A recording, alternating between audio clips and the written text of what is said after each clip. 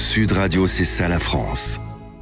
Direction Chartres pour découvrir une autre entreprise qui va exposer tout ce week-end à l'Élysée et montrer son savoir-faire. Les Ateliers Loire, créateurs de vitraux et mosaïques depuis 1946. Et nous sommes en ligne avec Bruno Loire. Bonjour Bruno. Bonjour. Bonjour. Alors, l'art du vitrail, c'est à Chartres. Hein, c'est une histoire de famille chez vous, les Ateliers Loire. Oui, effectivement. Donc déjà, le vitrail à Chartres est une technique emblématique. Chartres est la capitale du vitrail. Bien sûr. Et dans notre atelier, effectivement, c'est une histoire de famille depuis 3 générations. L'atelier a été créé par mon grand-père Gabriel en 1946. Les 3 générations ont travaillé ensemble pendant 10 ans quand nous sommes arrivés à l'atelier avec mon frère en 86. Et maintenant, c'est mon frère et moi qui sommes responsables de l'atelier avec une dizaine de personnes. Donc, c'est un savoir-faire qui s'est transmis, j'ai envie de dire, de père en fils, là, parce que c'est des hommes, hein, de père en fils, depuis 3 générations. Oui, voilà, c'est un savoir-faire qui s'est transmis sur 3 générations, mais c'est aussi plutôt un état d'esprit qui s'est transmis, un état d'esprit d'innovation, de création, parce que chaque génération a apporté des idées nouvelles, des savoir-faire différents. Mon frère a apporté la sérigraphie sur le verre, moi j'ai apporté le thermoformage, mon père avait apporté le travail sur les dalles de boussois, ma mère la partie antiquaire en vitrail. Donc chaque génération a apporté de nouvelles cordes à l'arc de nos savoir-faire autour du vitrail et du verre en général. C'est ce qui permet justement de traverser comme ça les années, d'être toujours là aujourd'hui. Alors, comment est-ce qu'on se modernise justement dans le travail du vitrail ? Alors, on se modernise de 2 façons. On se modernise à la fois sur un plan technique, en étant à l'écoute de nouvelles techniques verrières qui peuvent nous être utiles, comme par exemple la découpe au jet d'eau, qui n'existait pas dans le métier du vitrail il y a 20 ans.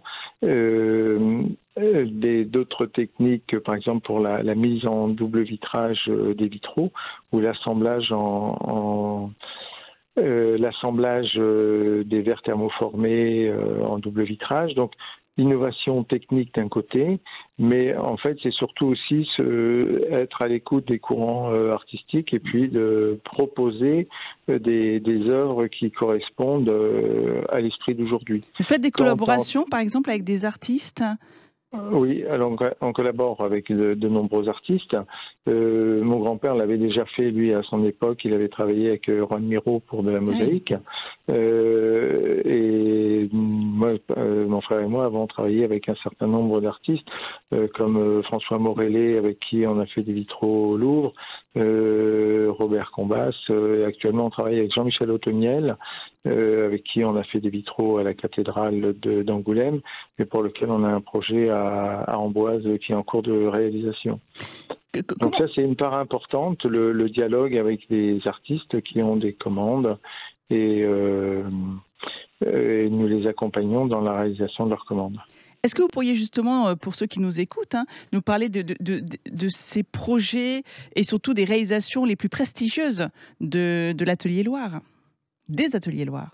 Oui, alors dans les plus prestigieuses, il y en a quelques-unes et qui le sont à divers titres. Il y a bien sûr des travaux de mon grand-père, là j'en citerai 3, l'église du Souvenir à Berlin, un immense bâtiment octogonal dont les 8 faces sont composées entièrement de vitraux, avec une surface très, très importante, où l'on retrouve le bleu de Chartres. Une tour pour mon grand-père, aussi une tour pour un musée d'art moderne à Hakone, au Japon.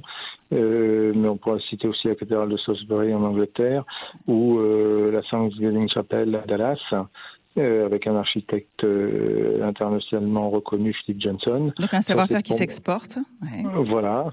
Et qui s'exporte là cette année avec le travail de mon père pour cette école d'infirmières au Japon. Ouais. Et Voilà, et sinon, avec des artistes extérieurs à l'atelier, on a certaines réalisations dont je suis particulièrement heureux et fier, comme les vitraux de François Morellet au Louvre.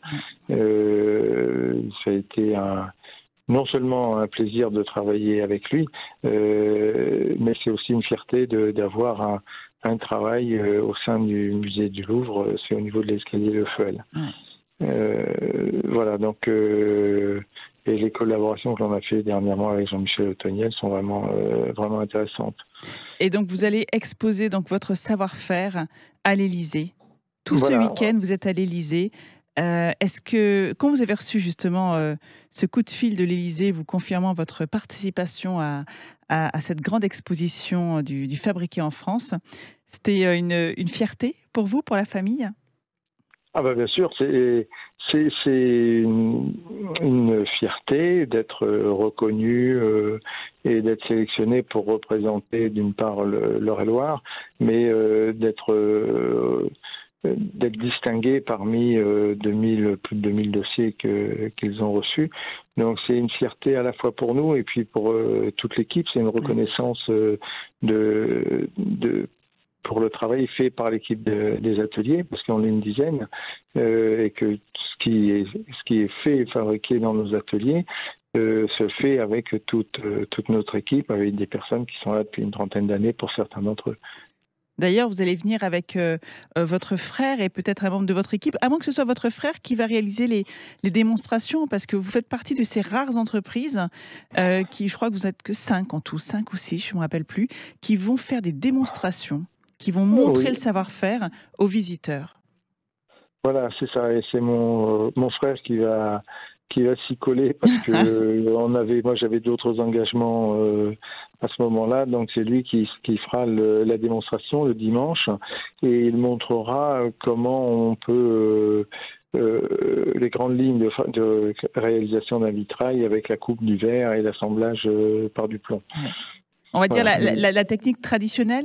Voilà, c'est la technique traditionnelle, la plus connue, et qui existe depuis le XIe siècle, qui n'a pas beaucoup bougé depuis le XIe siècle. Hein, donc ce verre mince qui fait 2-3 mm d'épaisseur, qui est coloré dans la masse.